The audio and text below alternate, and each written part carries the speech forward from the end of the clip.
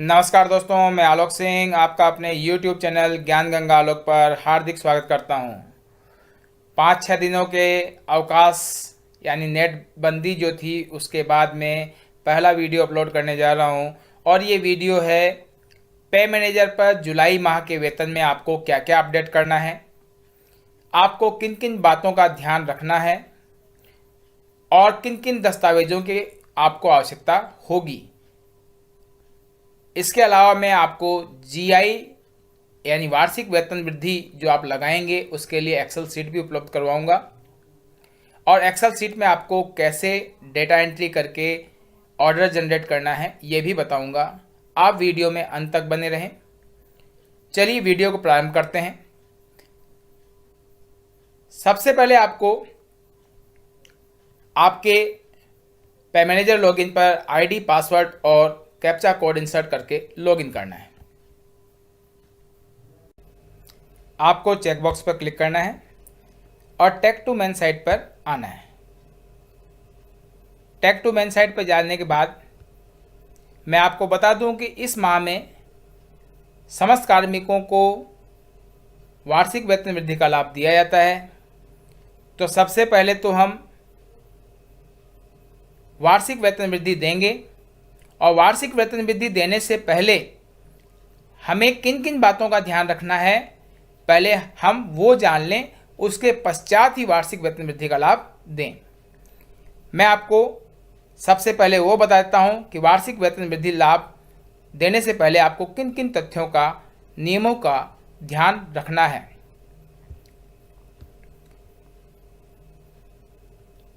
आप जानते हैं कि समस्त स्थायी कार्मिकों को राजस्थान सेवा नियम खंड 1 के नियम 29 एवं पुनरीक्षित वेतनमान नियम 2017 के नियम 12 एवं 13 के अनुसार 1 जुलाई को वार्षिक वेतन वृद्धि स्वीकृत की जाती है। और वार्षिक वेतन वृद्धि स्वीकृत करने से पूर्व आपको निम्न बातों का निश्चित ही ध्यान रखना है। उसमें पहली बात है कि पुनरीक्षित वेतनमान नियम 2017 की मूल अधिसूचना 30/10/17 के बिंदु संख्या 13.1 के अनुसार वार्षिक वेतन वृद्धि के लिए स्थायी कार्मिक के द्वारा 1 जुलाई 2021 से 30 जून 22 तक की जो अवधि है, क्योंकि हम 22 में वार्षिक वेतन वृद्धि दे रहे हैं, इसलिए कार्मिक की 1 जुलाई 21 से 30 जून 22 तक की सेवा की गणना करेंगे और वो सेवा कम से कम 6 महीने की होनी चाहिए। यदि कार्मिक ने 6 महीने तक की संतोषप्रद सेवा नहीं की है तो वार्षिक वेतन वृद्धि का लाभ नहीं दिया जाएगा 22 में उन्हें। दूसरा बिंदु है यदि कार्मिक परीक्षा काल में है और विकल्प देखकर पूर्व पद का वेतन आहरित कर रहा है। आप जानते हैं कि कार्मिक कोई भी एग्जाम देकर किसी उच्च पद पर जा सकता है और यदि ऐसा कोई कार्मिक है जो मान लीजिए कोई 3rd ग्रेड का कर्मचारी है, उन्होंने एग्ज़ाम दिया और लेक्चरर ग्रेड में सेलेक्ट हो गए और लेक्चरर ग्रेड में सेलेक्ट होने के बाद वहाँ पर 2 ऑप्शन उनको मिलते हैं वेतन के लिए कि या तो वो 3rd ग्रेड का रेगुलर वेतन लें या लेक्चरर ग्रेड का फिक्स वेतन 2 साल तक लें। यदि उन्होंने पहला ऑप्शन चूज किया है यानी 3rd ग्रेड का रेगुलर वेतन लेने का, तो उस कार्मिक को प्रोबेशन पीरियड में भी वार्षिक वेतन वृद्धि का लाभ दे होगा, लेकिन वो 3rd ग्रेड के बेसिक के अनुसार। तीसरा बिंदु है पुनरीक्षित वेतनमान नियम 2017 के नियम 13(2) के अनुसार 2 वर्ष का परीक्षा काल पूर्ण होने पर स्थायीकरण एवं वेतन नियमितीकरण के बाद आगामी 1 जुलाई को वार्षिक वेतन वृद्धि स्वीकृत की जाएगी। यदि किसी कार्मिक ने 2 वर्ष का पुनरीक्षित प्रोबेशन पीरियड पूरा कर लिया है तो 2 वर्ष का प्रोबेशन पूर्ण करने के बाद जब भी 1 जुलाई आएगी तो उनको नियमानुसार वार्षिक वेतन वृद्धि का लाभ दिया जाएगा। लेकिन इसमें एक अड़चन है। वो अड़चन क्या है मैं आपको बता देता हूँ। आप इस केस को देखिए। पहला केस है, यदि कोई कार्मिक ऐसा है जिसकी नियुक्ति 30 जून 2020 को क्योंकि हम 22 में इनका प्रोबेशन पूरा होगा यदि 20 में नियुक्ति है। तो 30 जून 2020 को, तिथि को ध्यान रखिएगा, 30 जून 2020 को मध्याह्न पश्चात कार्यग्रहण किया हो तो ऐसे कार्मिक को प्रथम वेतन वृद्धि का लाभ 2022 में न देकर 2023 में होगा। क्यों होगा वो मैं आपको बता देता हूं। नियम यह है कि 30 जून के वेतन पर ही वार्षिक वेतन वृद्धि का लाभ दिया जाता है। 30 जून को यदि कार्मिक स्थायी था, उसको नियमित वेतन मिल रहा था, तो उसको वार्षिक वेतन वृद्धि का लाभ 1 जुलाई को मिल जाएगा।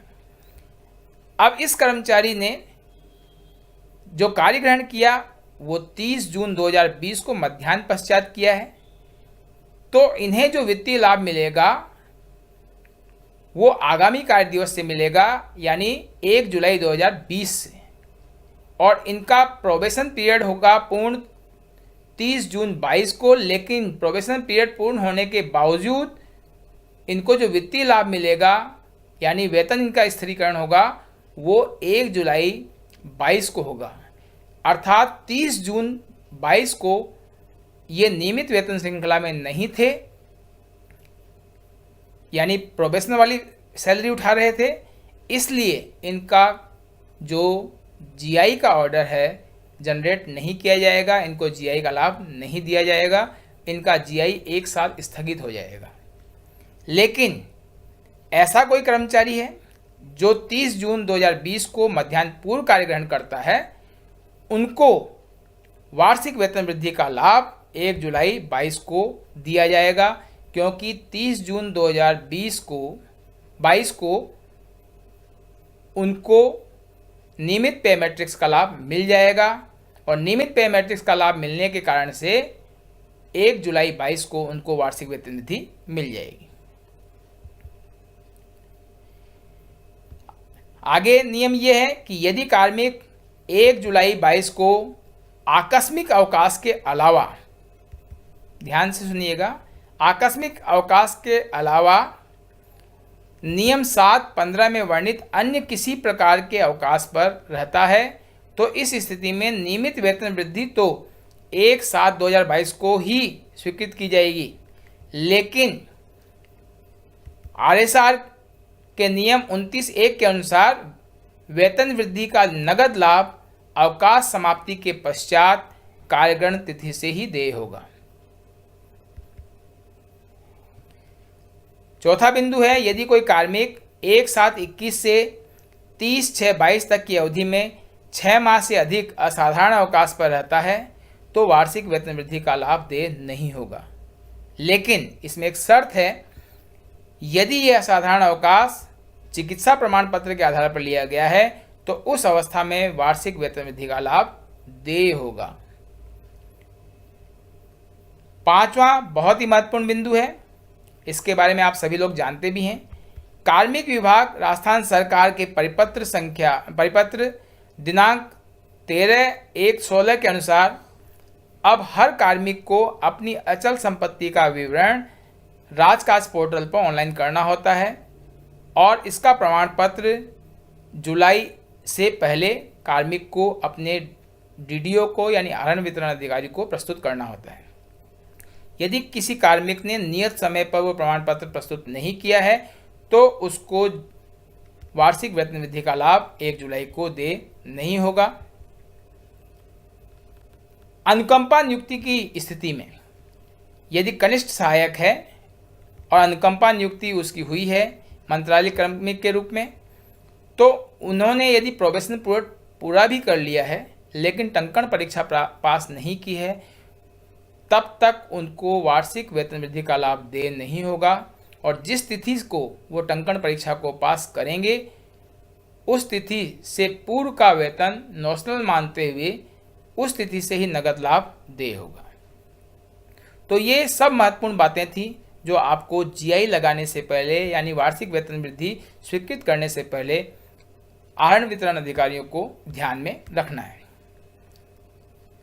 इसके अलावा भी बहुत से तथ्य हैं जो आपको ध्यान में रखने हैं वेतन बनाते समय।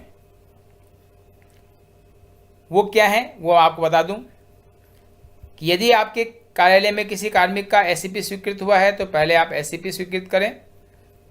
अगर वो 1 जुलाई से पूर्व एससीपी स्वीकृत हुआ है तो उसके बाद ही जीआई लगाएं। और ये जीआई लगाने से पहले ये निर्धारित कर लें कि हमने उनकी एससीपी लगा दी है, उनके वेतन को पे मैनेजर पर अपडेट कर दिया है। यदि किसी कार्मिक की जीपीएफ एसआई की कटौती, ऋण ब्याज की कटौती में कोई बदलाव करना है तो वो आवश्यक बदलाव भी आप अवश्य करें, उसके बाद ही वेतन बनाएं। किसी कार्मिक की एलआईसी की कटौती नियमानुसार हो रही है या नहीं हो रही है, या किसी कार्मिक की कटौती को बंद करना है, वो भी आप देखकर ही वेतन बनाएं। ये बहुत महत्वपूर्ण बिंदु है।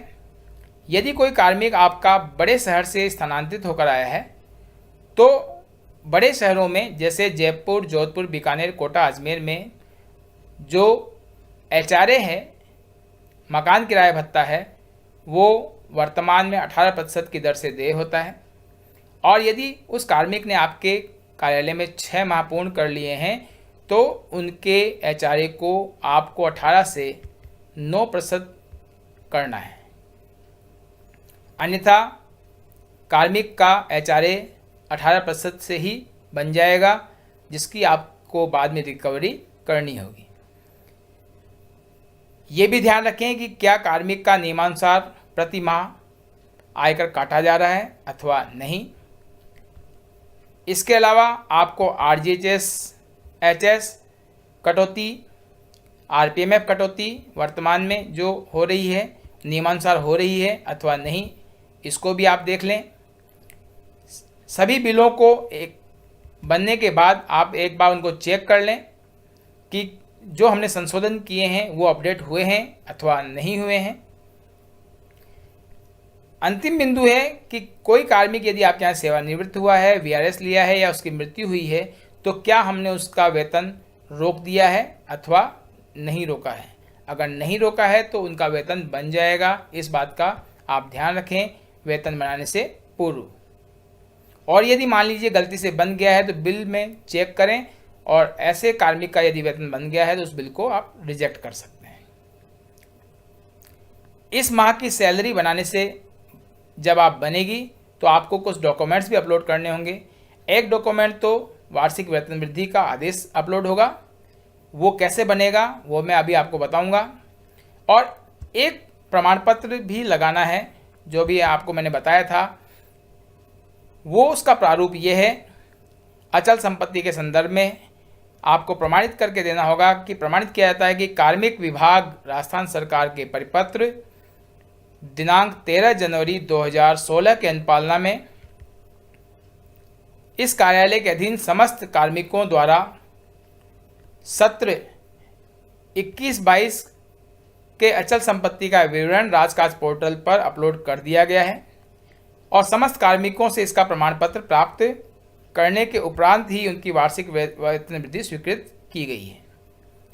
ये प्रमाण पत्र भी इस माह के वेतन के साथ अपलोड होगा। इस प्रमाण पत्र का प्रारूप मैं आपको अपने टेलीग्राम चैनल पर उपलब्ध करवा दूंगा, जहां से आप इसको डाउनलोड कर सकते हैं और इसमें नियमानुसार संशोधन करके आप अपने कार्यालय के लिए इस प्रपत्र को काम में ले सकते हैं। अब हम जीआई कैसे लगाएंगे उसको जानने से पहले जीआई ऑर्डर कैसे जनरेट करेंगे वो भी मैं आपको एक्सेल शीट के माध्यम से समझा देता हूं। वार्षिक वेतन वृद्धि लगाने के लिए मैंने एक एक्सेल में छोटा सा प्रोग्राम बना रखा है। उस प्रोग्राम को आप बड़ी सरलता से यूज़ कर सकते हैं। ये एडिटेबल प्रोग्राम है, आप इसमें अपनी आवश्यकता के अनुसार संशोधन कर सकते हैं। ध्यान रखने वाली बात सिर्फ यही है कि जहाँ जिस सेल में फॉर्मूला लगा हुआ है उसको आप किसी प्रकार से न छेड़ें। मैंने इस शीट में किसी प्रकार का कोई पासवर्ड नहीं लगाया है, इसलिए आप इसका आसानी से उपयोग कर सकते हैं। ये मास्टर डाटा है, आपको केवल मास्टर डाटा वाली सीट भरनी है। इसमें 3 सीटें हैं, मैं आपको दिखा देता हूँ बारी बारी से। पहला है मास्टर डाटा, दूसरा है ये जीआई वाली सीट, तीसरी है जीआई ऑर्डर पीओ की सीट और जीआई ऑर्डर आपके विद्यालय की सीट। इसमें आपको क्रम से यहाँ पर कर्मचारी का नाम लिखना है। कार्मिक के नाम के नीचे आप हिंदी या इंग्लिश किसी में भी लिख सकते हैं। यहाँ आपको लिखना कुछ भी नहीं है। यहाँ पर आपको पॉपअप मेनू मिल जाएगा, उसमें से आपको पद सेलेक्ट करना है उनका इस प्रकार से। और यहाँ पर भी आपको कुछ भी नहीं लिखना है। यहाँ भी पॉपअप मेनू है और उसके अंदर से उनका पे लेवल सेलेक्ट करना है।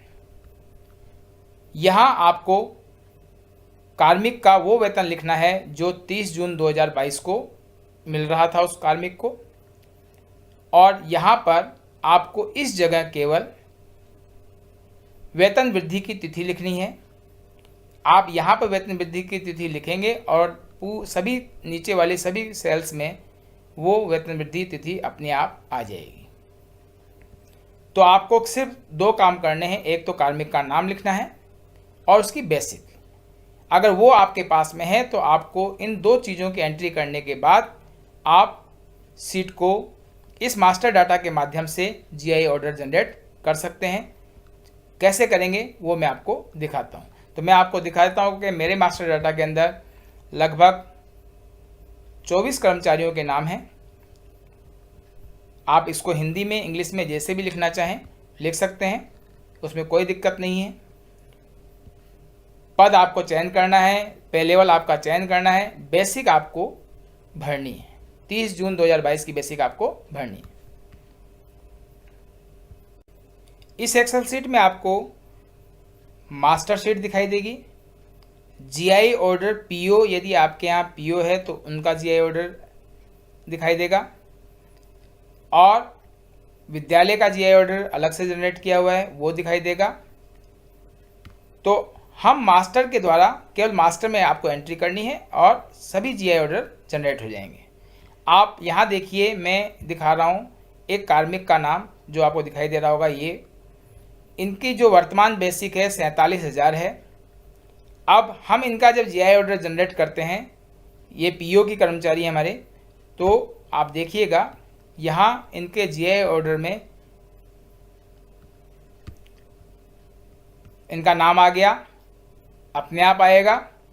ये पद भी अपने आप आएगा, लेवल भी अपने आप आएगा, पुराना वेतन भी अपने आप आएगा, वार्षिक वेतन वृद्धि भी तिथि भी अपने आप आएगी आप। और जो वार्षिक वेतन वृद्धि लगने के बाद में नई वेतन वृद्धि है, वो नई बेसिक जो होगी वो भी अपने आप यहाँ पर अपडेट होकर आपको मिल जाएगी, क्योंकि ये फॉर्मूला बेस्ड है, फॉर्मूले से तैयार की गई है। और आगामी वेतन वृद्धि की तिथि भी यहाँ पर अपने आप ही आ जाएगी। इस प्रकार से ये पूरी सीट जनरेट हो जाएगी और आपका जीआई ऑर्डर जनरेट हो जाएगा, जिसका आप प्रिंट निकाल सकते हैं। आपको जो चेंज करना है वो मैं बता देता हूँ क्या चेंज करना है। यहाँ पर क्रमांक आप एडिट कर सकते हैं, दिनांक आप एडिट कर सकते हैं, बाकी आपको कुछ भी एडिट नहीं करना है। नीचे जब आप क्रमांक ऊपर वाले क्रमांक और दिनांक को एडिट करेंगे तो वही क्रमांक और दिनांक नीचे आ जाएगा। यहाँ पर आपको आपके विद्यालय का नाम लिख लेना है, ये अपने आप आ जाएगा। आपको ऊपर जो आपने लिखा है वही यहाँ आ जाएगा और यहाँ पर आपके उपकोषागार का नाम लिखना है और साइन करने हैं। इसका प्रिंट निकालकर आप जीआई ऑर्डर जनरेट कर सकते हैं। और प्रिंट कैसा आएगा मैं आपको वो भी दिखा देता हूँ। यह है वो प्रिंट का प्रारूप जो आपको दिखाई दे रहा है। इसी के अनुसार प्रिंट आप निकाल लेंगे और पे मैनेजर पे इसको आपको अपलोड करना है। जब आप आश्वस्त हो जाएं और जीआई ऑर्डर यानी वार्षिक वेतन वृद्धि का ऑर्डर जनरेट कर लें, उसके पश्चात आप मास्टर में आएँ। मास्टर में आने के बाद आपको इंक्रीमेंट बेसिक का ऑप्शन मिलेगा, उसको आपको क्लिक करना है।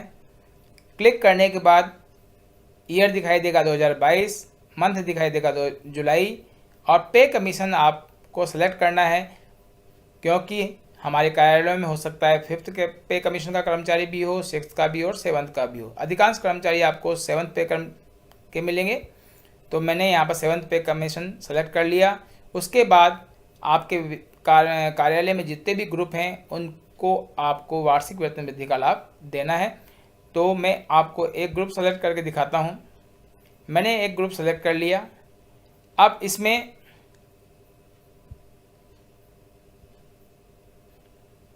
जैसे ये 2 कर्मचारी हैं, या और भी कोई ग्रुप आप सेलेक्ट कर लें जिसमें आपको वार्षिक वेतन वृद्धि का लाभ देना है। मैं आपको इसी का दिखा रहा हूँ। अब इसमें मेरे यहाँ से एक कर्मचारी यहाँ से स्थानांतरित हो चुके हैं, तो मैं इनको वार्षिक वेतन वृद्धि का लाभ यहाँ से नहीं देना है मुझे। तो मुझे केवल एक कर्मचारी को सेलेक्ट करना है और वो ये हैं।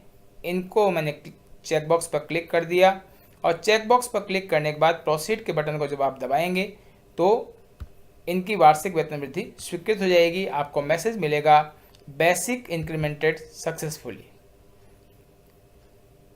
तो ये थी जीआई लगाने की प्रक्रिया जो कि आपको इस महीने में करनी है।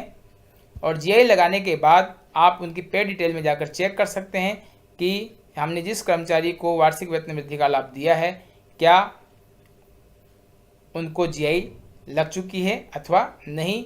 एम्प्लॉय डिटेल में जाएंगे आप, वहाँ से उस कार्मिक को सेलेक्ट कर लें। कार्मिक को ये कार्मिक थी, इनकी बेसिक हमें चेक करनी है कि हमने जो बेसिक लगाई है वो यहाँ पर प्रदर्शित हो रही है अथवा नहीं। पे एंड बैंक डिटेल पर जब क्लिक करेंगे तो यहाँ दिखाई दे रहा है 46,500। जो हमने अभी ऑर्डर जनरेट किया है उसमें हम जाकर चेक करेंगे कि 46,500 इनका वार्षिक वेतन वृद्धि लगने के बाद बेसिक हो रहा है अथवा नहीं। यहाँ देखिए यही वो कर्मचारी हैं जिनको हमने जीआई का लाभ दिया है। इनकी प्रारंभिक बेसिक थी 30 जून 2022 को 45,100 और जीआई लगने के बाद इनकी बेसिक में जो परिवर्तन आया था मैंने आपको वहाँ दिखा दिया। और यहाँ पर भी देखते हैं कि क्या हमने जो एक्सेल शीट बनाई है वो सही काम कर रही है अथवा नहीं। ये रही वो कर्मचारी, 45,100 से 46,500 पर इनका जीआई ऑर्डर जनरेट हुआ है। इसका मतलब हमारी एक्सेल शीट सही काम कर रही है और आप भी इस एक्सेल शीट का उपयोग करके अपने जीआई ऑर्डर को जनरेट कर सकते हैं। आशा करता हूँ मेरे द्वारा दी गई जानकारी आपको अच्छी लगी होगी। अच्छी लगे तो आप चैनल को सब्सक्राइब करें, वीडियो को लाइक करें और अधिक से अधिक शेयर करें। और आपको मैं ये एक्सेल शीट और सभी निर्देश अपने टेलीग्राम चैनल पर उपलब्ध करवा दूंगा, जहां से आप इसको डाउनलोड कर सकते हैं और अपने काम में ले सकते हैं। आपको मेरे टेलीग्राम चैनल का लिंक मेरे वीडियो के डिस्क्रिप्शन बॉक्स में मिल जाएगा। वहां से आप जाकर टेलीग्राम चैनल को ज्वाइन कर सकते हैं और इन एक्सेल शीट को डाउनलोड कर सकते हैं। धन्यवाद। फिर एक नई जानकारी के साथ आपसे मिलूंगा। तब तक के लिए अनुमति चाहता हूँ। जय हिंद, जय भारत।